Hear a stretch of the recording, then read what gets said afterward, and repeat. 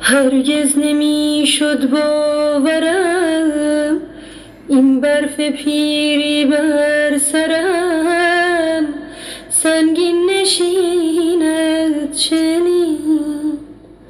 من بودم و دل بودم ای آواز من آواینه هر گوشه میزد تنین.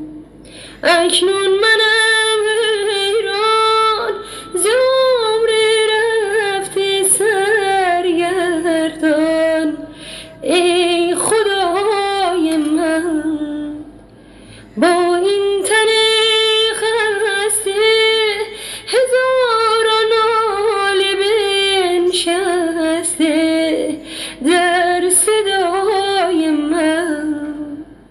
ای عشق نافرجام من رفتی کجا ای آرزوی خام من رفتی کجا.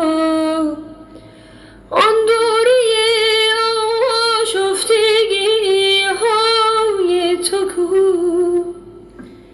ای عمر نارام من رفتی کجا.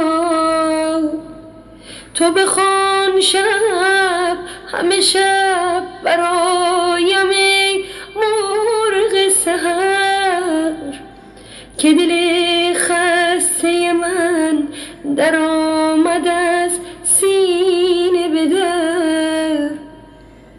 تو سبک بالی و من اسیر بشکسته پرم. تو پر از شوری و من ز عالمی خسته ترم. تو بخوان به گوش اهل جهان که خبر شود از شتاب